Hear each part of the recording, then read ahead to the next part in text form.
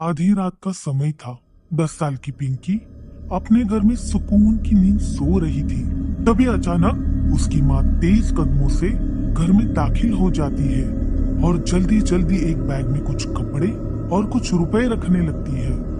घर में हो रहे खटर पटर की आवाज से पिंकी की नींद टूट जाती है। सामान बांधने के बाद रमा ने पिंकी का हाथ पकड़ा और खींचते हुए उसे अपने घर के पीछे के दरवाजे से ले जाने लगी। हम लोग इतनी रात को कहाँ जा रहे हैं माँ? बोलो ना।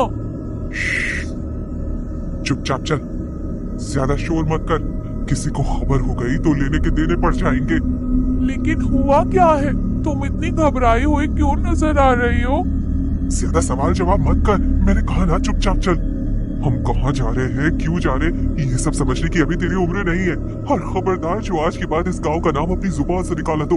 हम लोग अब एक नई जगह जाकर रहेंगे, अपनी एक नई जिंदगी शुरू करेंगे, समझ गई? पिंकी को कुछ समझ में नहीं आ रहा था कि आखिर उसकी माँ आधी रात को कहाँ गई थी। वो इतनी घबराई हुई कहाँ से लौटी है। वो अपना घर छोड़कर आखिर क्यों और कहाँ जा रहे हैं। लेकिन माँ के गुस्से में कांपते आवाज को सुनकर पिंकी को इतना समझ में आ गया था कि अब वो इस गांव में कभी लौटकर नहीं आएंगे। आज शायद अमावस्या की रात थी। आसमान में रोशनी की एक भी किरण फूटती नजर नहीं आ रही थी। चारों ओर घना अंधेरा और उस अंधेरे में और भी अधिक भयावह लगता ये जंगल किसी भी अकेले इंसान की सांसें थामने के लिए काफी था। आशीष ने अपनी कलाई पर बंधी स्मार्ट वॉच में समय देखा। रात के 2 बज रहे थे। इसका मतलब वो पिछले आधे घंटे से उस जंगल में यहाँ वहाँ दौड़ रहा था, लेकिन उसे वहाँ से बाहर निकलने का कोई रास्ता नहीं सूझ रहा था। अचानक उसे कुछ दूरी पर 2 लाल चमकती आंखें दिखाई देती है। आशीष उन आंखों से जितना दूर भागता, मानो वो आंखें उसके और नजदीक आती जा रही थी। दौड़ते दौड़ते आशीष की सांस फूलने लगी थी। तभी सामने के पेड़ के पीछे से एक काला साया आकर उसके सामने खड़ा हो जाता है। वो काला साया धीरे धीरे उसके और नजदीक आ रहा था। जैसे वो उसके ठीक सामने आकर हुआ, आशीष की धड़कनें मानो थम सी गई। उसके सामने उसका हमशक्ल इंसान खड़ा था, जिसने हूबहू उसके जैसे कपड़े पहने हुए थे। उस इंसान की आंखें खून की तरह लाल और बड़े नुकीले पंजे किसी जंगली जानवर के जैसे नजर आ रहे थे। वो हाव भाव से किसी खूंखार जानवर की तरह आशीष को देख गुर्रा रहा था। अपने हमशक्ल को देख आशीष 2 कदम पीछे हट जाता है, लेकिन वो भयानक शक्ल वाला आदमी उसके ऊपर हमला कर देता है और एक ही झटके में उसका हाथ उखाड़कर अलग कर देता है और किसी जानवर की तरह उसे चबाने लगता है। तभी आशीष के मुंह से एक जोरदार चीख निकलती है और वो अपने बिस्तर पर उठकर बैठ जाता है। आशीष पसीने से लथपथ हो गया था। अपने माथे पर आए पसीने को पोंछकर उसने साइड टेबल पर रखा पानी का गिलास उठाया और गटगट करके पीने लगा। तभी उसे अपने आसपास कुछ अजीब सी आवाज सुनाई पड़ने लगी। ये कैसी आवाज आ रही है? ऐसा लग रहा है जैसे कमरे में कोई है। आशीष ने नाइट बल्ब की धीमी रोशनी में घबराते हुए कमरे में चारों ओर नजर डाली। कमरे में कोई नहीं था। आशीष को सुनाई दे रही आवाजें अब और भी तेज हो गई थी। उसने बेड के नीचे झांका तो नीचे का नजारा देख उसकी सांसें अटकने लगी। नीचे उसका हमशक्ल एक इंसान का हाथ चबा रहा था। उसके पूरे चेहरे पर खून लगा था और उसकी आंखों से वहशियत टपक रही थी। बिजली की तेजी से वह आदमी आशीष के नजदीक आया और उसे बेड से नीचे खींच लिया। घबराहट के मारे आशीष के मुंह से चीख निकल गई, जिसे सुनकर उसके माँ बाप दौड़ते हुए उसके कमरे में आ जाते हैं। क्या हुआ बेटा? यहाँ जमीन में क्यों बैठा है और तू इतनी जोर से क्यों चिल्लाया? माँ, वो मुझे मार डालेगा माँ। कौन मार डालेगा? कौन है यहाँ? किसकी हिम्मत है जो हवेली में पाँव रख सके? शेरा और हिमेश दरवाजे पर बंदूक लिए पहरा दे रहे हैं। कोई परिंदा भी पर नहीं मार सकता हवेली में। तुम समझ नहीं रही हो माँ, तुम्हारी बंदूक गोलियों से नहीं रोक सकती। वो यही है मेरे कमरे में, उसने ही मुझे बिस्तर से नीचे पटका है। बेड के नीचे देखो, वो वहाँ किसी का हाथ चबा रहा है। महीने भर के अंदर ब्याह है तेरा और तू ऐसी बहकी बहकी बातें कर रहा है। तूने शराब भी रखी है क्या? पापा आप समझते क्यों नहीं? वो बार बार मुझ पर हमला कर रहा है, वो नहीं छोड़ेगा मुझे। अरे कौन हमला कर रहा है, कुछ बताएगा? वो बिल्कुल मेरे जैसा है, लेकिन वो मैं नहीं हूँ। उसकी शैतानों जैसी लाल भयानक आंखें हैं, लंबे नाखून और मनहूस सा चेहरा है। फिर से शुरू हो गया तुम्हारा बेटा, ये होश में नहीं है।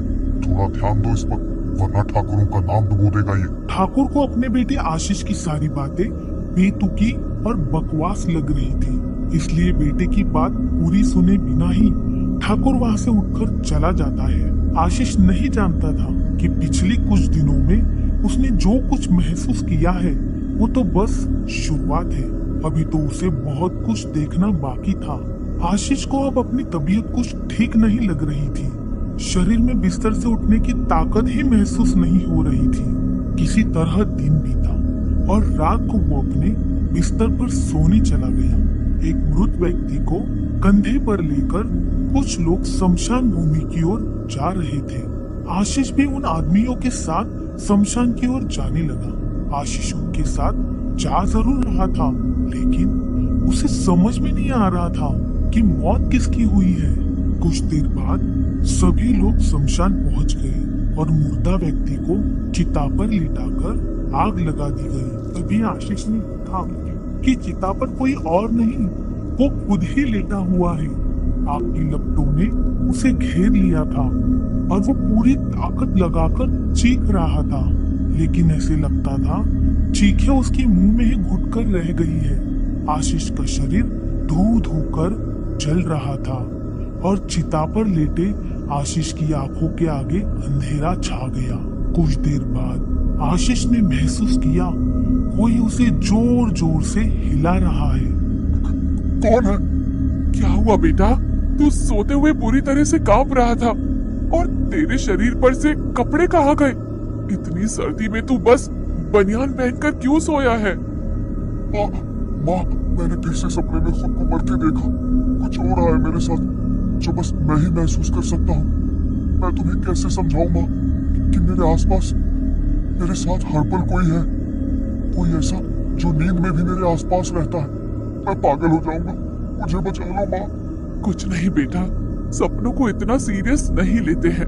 कुछ नहीं है, सुबह ही हो गई है, तो उठ जा, मैं चाय बनाती हूँ। आशीष का सर बुरी तरह से चकरा रहा था।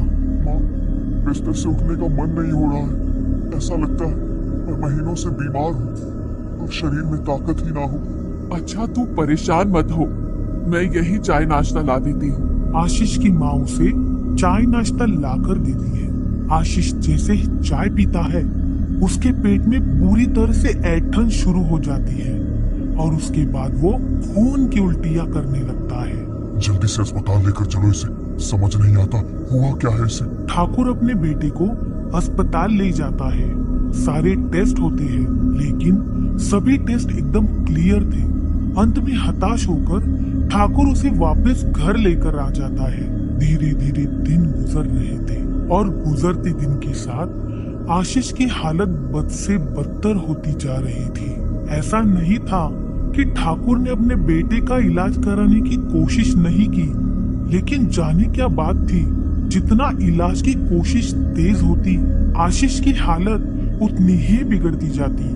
जो साया आशीष पहले नींद में देख रहा था, अब वो हमशक्ल साया उसे दिन भर अपने आसपास मंडराता हुआ नजर आता। कभी बिस्तर के नीचे, कभी पर्दे के पीछे, हर जगह वो खून की तरह चमकती आंखें उसे ही घूरती रहती।